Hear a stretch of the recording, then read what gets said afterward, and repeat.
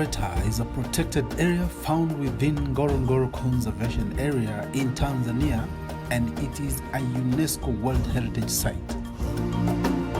The crater has an amazing landscape and spectacular scenery with a lake, swamps, and marshes within it. It is the world's largest inactive, intact, and unfilled volcanic caldera. It was formed when a large volcano exploded and collapsed on itself 2 to 3 million years ago. It is 610 meters deep, and the floor covers an area of 260 square kilometers.